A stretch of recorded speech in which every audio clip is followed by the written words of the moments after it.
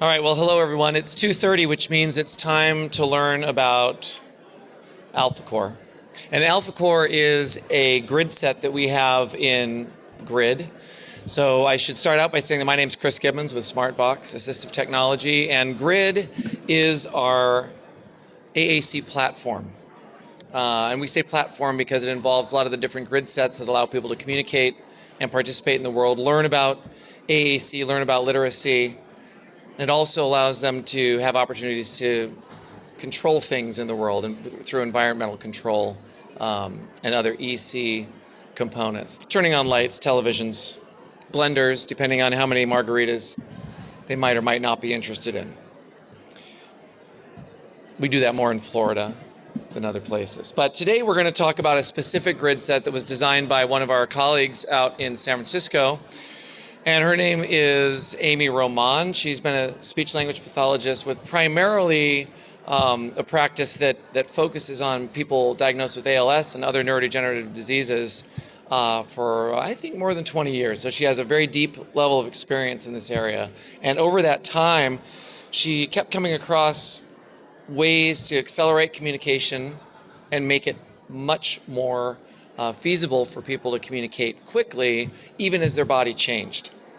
And so what she's done is she's developed AlphaCore as a language access and keyboarding program to accommodate those changes, and that's what we're going to talk about. So I'm not going to go into all the specifics with Grid. We're really going to only concentrate on AlphaCore here. But when you open up a grid set in Grid software, you're often either going to dump right into the actual grid itself, or in the case of AlphaCore, you're immediately presented with a choice of 7 different keyboards. And it's just a starting point.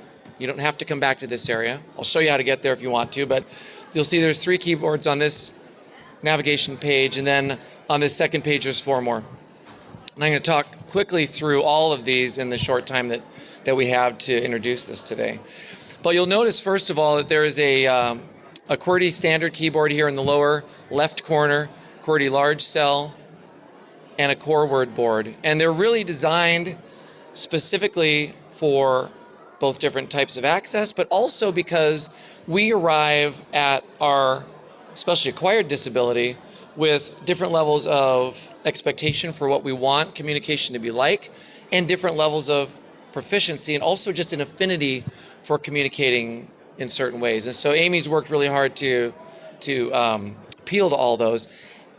And then you overlay that with the potential for alternative access to the communication system or computer, and there's really much even more need for adapted keyboards. So if you come in first to this QWERTY standard keyboard, I'm going to start here because this orients us to what Amy has been trying to do with AlphaCore.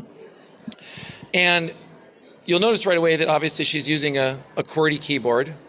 Some people prefer ABCD, but most of the time, people who are literate and who have typed in their previous life, if you will, are going to want this. So that's the standard keyboard set. This row directly above the keyboard are words that are being predicted. So if I start to type something like the word 3, which I'll do now,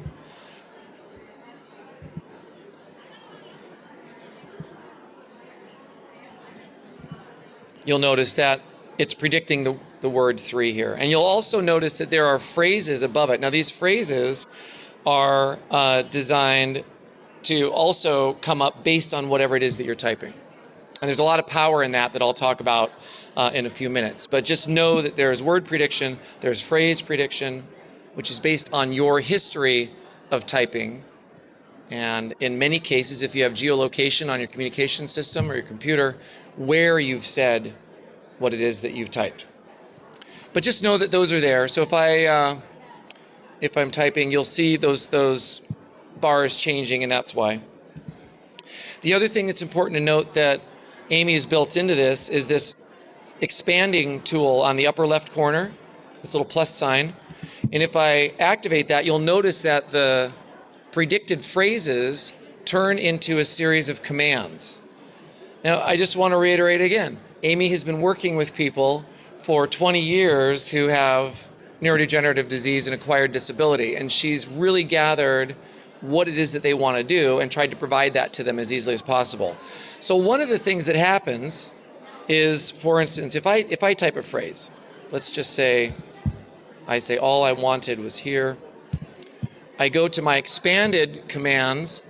Now I might want to edit that into a document, in which case I might go to this share button here.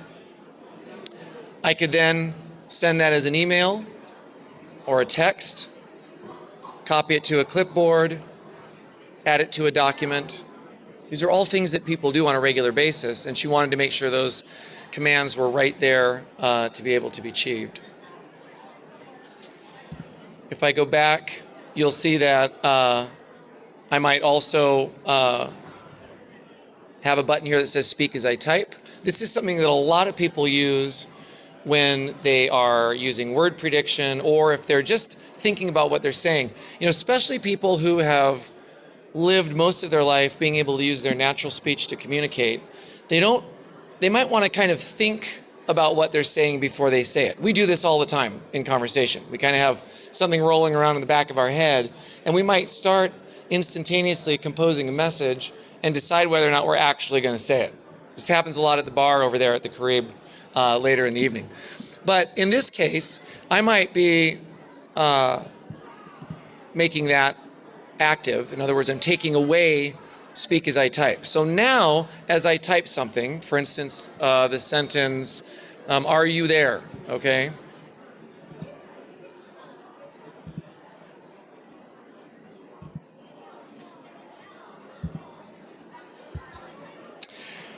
You'll notice it didn't say anything. And it didn't say anything because I told it not to, unless I hit the speak button, which is up here.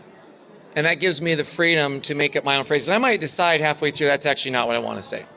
In fact, it happens so frequently that she's included an undo button right on the speak bar, so that if you're typing something and decide, I actually don't want to say that, I can go ahead and take back what I've typed. And that's actually really nice too, because if, for instance, I'm in typing mode, and by the way, what I'm showing you here is going to apply to every single one of the keyboards that we float through. It might be that I've said, are you here? Or all I wanted was here, and I go on to start typing something else. And then someone walks back in the room or leaves, and I say, are you here? I think, ooh, actually, let's go back here, get rid of that. And if I go back far enough, it will eventually get back to, are you here? Which I'm not going to hit my keyboard that many times. But the point is that if it's a sentence or two behind, it'll pull back what you've just said if you've hit the speak button, so that it brings it back for you. Does that make sense? All right, I'm getting nodding heads. That's a good sign. So there's also an attention button here in case someone just needs to get someone's attention. And then I should also mention that as you look across these rows of commands or any of the buttons on here, they can be edited to a degree also. And Amy's left room for that in many of the different keyboards that she's built. All right, so finally, I will put this topic page up, because we don't always want to just communicate spontaneously. We want to have some stored messages. I mentioned this yesterday in a talk that I was giving about a grid set that we have called SuperCore. And I was talking about kids at the time, but it certainly pertains to adults as well. It's actually across all augmented speakers. The longer the phrase that a person utters, and the faster that they utter that phrase, the perception of intelligence on the part of the communication partner rises. So if we're able to give phrases that someone can quickly interact with their communication partner with, or they can spontaneously communicate as much as possible, or it's a longer phrase, then their perception as being competent and cognitively more intact and able to socialize is going to go up. So I'm not going to go through all these because we don't have all the time in the world, but just know that you can see that there are many different ways to say goodbye. For instance, these blank buttons here are buttons that you can add to personalize.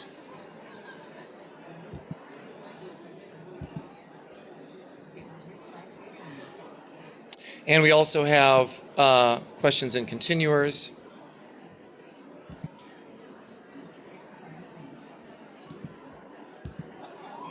And what's happening here, these are designed to be voice only. You can't hear it because I'm not plugged into the speakers, but these are phrases that come out right away, very spontaneously, and don't actually get embedded in whatever it is the person is writing. And people love this because they're able to be typing something, and then they can quickly jump into this grid, exclaim something, and then come back to whatever it is that they were typing without interruption. All right, so let me go back over here. Now, anytime you see a settings icon in any of the keyboards, that's going to take you to where there are settings. Again, we're dealing with folks who generally are feeling out of control because they've lost maybe the ability to move their body the way they always had. The loss of speech among people who are diagnosed with ALS is rated as the single most debilitating aspect of the disease. So control is an issue. Communication is an issue. So being able to have access to controlling your own device can all be right here. And then I'm going to hit change keyboard, and this takes me back out here. Now, I won't spend a lot of time on a QWERTY large cell other than to show it to you mostly and let you know that what we've done is there's one less bar across the top, so it's not doing what we call chat or phrase prediction. It's first showing you just word prediction, and if I want it to, I can go to chat history, which brings up phrases that I've already typed. And I have these larger buttons because if I'm using eye control to access this software, then the larger buttons for a lot of people is important. Also, just it's less visual clutter. I do want to mention one thing about the chat prediction or chat history, which is what you're seeing here, and that is that not only does it store previously uttered phrases, it also lets me recall them by frequency using just a keyword. I don't have to identify what that keyword is. Like for instance, I don't know if I've typed anything about coffee, but if I type in the word coffee, you'll notice I'm not even done typing the word and it's already predicting I'd like a cup of coffee. So apparently I have in this user typed about coffee before. And the nice thing about that is that if I'm in Starbucks in a power chair with my augmentative device in front of me and I want to ask for coffee, or I want to say I'd like a skinny latte as a coffee drink, I just need to hit coffee and it's going to start predicting those utterances for me. I don't have to think, was that stored under the letter capital C with the number 3 next to it or anything like that. I just type coffee because that's what I'm thinking about. If I'm in my kitchen at home, because the machine knows that I've said coffee in there too, but maybe I've uttered different phrases there, I type coffee and it might say, hey honey, I think we're out of coffee, we need to go to the store. So that's where that geolocation comes in to be very helpful. So it's going to, by frequency, predict, and also by what I've said, where I've said it, if that's a setting that I have on in my device. All right. And again, we still have access to all of those control buttons by hitting the expander up in the upper left-hand corner, as well as phrases, topics, and all the other things that I just showed you. So I can go back to settings because we're going to move on to a different keyboard. Now, core words, we know the power of core words. There are a lot of people with acquired speech disability or neurodegenerative disease who find that completing phrases word by word or generating utterances word by word is very, very helpful. When I used to work for the ALS Association of Oregon and Southwest Washington, we used on paper word power 124 or whatever it is. It's the one that's got a ton of core words with the keyboard in the middle and or an alphabet in the middle. And people loved it because they had 100 of the most commonly occurring words in American English all surrounding this keyboard. And they could use, just a little flashlight or something and be able to quickly communicate with their communication partners because it was whole word. They weren't having to spell everything and people weren't having to guess. And this is that same principle. So a person, and by the way, you'll notice these are alphabetically listed out. And because most of the folks we're talking about are literate, then alphabetizing is actually a very quick way for us to scan and search for vocabulary. So she's done that. The different colors used are purely to help with navigation and keep our eyes refreshed and our brain refreshed with what we're looking at. And then you'll see below that we have the chat history as well as word prediction. And the nice thing about this core-based keyboard is that you also have everything up front. The share button is here, recording for message banking if someone wants to do that, speaking as we talk. All those different commands are out here up front, so you're not having to flip between screens like we were doing before. So there's a lot of efficiency packed into just this one. All right. Going along in settings, I'm going to change keyboard again. Questions about that particular board? No? All right, good. All right, so we're going to go to the other final four here. This one, the AEIOU large cell board, really is designed to complement people who use communication styles that might involve partner-assisted scanning. And this is very common and very effective for people who are nonverbal and maybe just need instant communication. When what we've found is that there's discontinuity between what's used as a low-tech communication solution and what's used in a high-tech way, or in a more of a dynamic display scenario. So what's nice, again, we're trying to make sure that we don't have a very high cognitive load for people who are losing the ability to communicate well, who are losing the ability to use their body the way that they've always used it. So if their low-tech solution and partner-assisted solution looks just like what they're using when they can on their board with their communication device, there's a real advantage to that, and that's why this is here. And again, I don't have to go through all these features, but they're all here that we've already gone through. And then if we look at a frequency scanning board, so a person may have started out touch typing or using a more of a direct selection modality, but may get to a point where using an EMG switch or some other type of single switch access means that they're using a scanning mode. And this is designed to complement that by putting all the most frequently occurring letters up into the upper left corner, as well as where the prediction is, so that a person scanning through can get as quickly as possible to what it is that they want to say. And again, what Amy's done is she's included some of the most frequently occurring commands, editing commands, right on this front screen, because that's where people use them the most. All right, the last two boards I want to highlight before we're out of time here is the frequency split and two hit. And these, at first glance, sometimes people kind of balk and they'll say, I need all the letters. Well, there's two groups that really benefit from this. First of all, people either using alternative selection, maybe because it's an accuracy issue, maybe it's because they're scanning through, or it could be because cognitively there's too much visual clutter on a screen that has all of the letters and all of the commands on it. So a simpler looking screen just works better.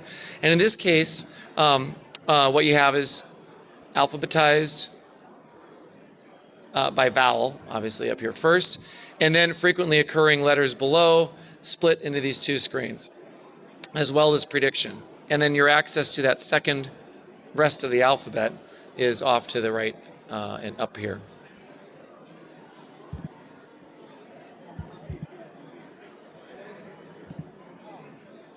Oh, this is predicting, well, look at that. How about for lunch instead of Christmas?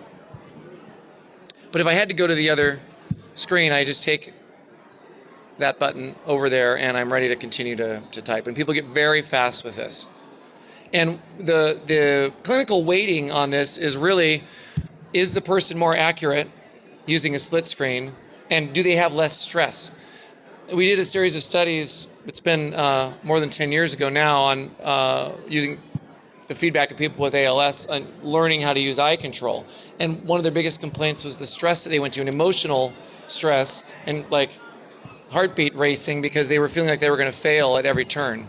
So making it easy and reducing that stress is important. So finally, I just want to draw your attention to this last keyboard. Clear this out first. But this is a way to really simplify by having all of the letters available, but breaking them up, not in quadrants, but breaking them up in groups. So if I were to type the word food,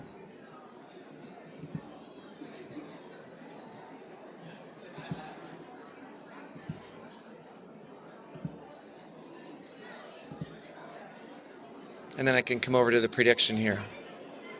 Again, many more hits than in the core board, many more hits than using a full QWERTY keyboard with the prediction and the chat history and everything on top. But what you get out of it is a lot of efficiency and low stress for people who just need that to be successful. All right, that is it. That's the run through. That's AlphaCore. Try it. Grid 3, as I think many of you know, is available for 60-day trial for free if you download it off of our website. And it'll give you, this comes standard. Our grid sets, almost all of our grid sets just come with Grid 3. So AlphaCore is included in that. Thank you very much.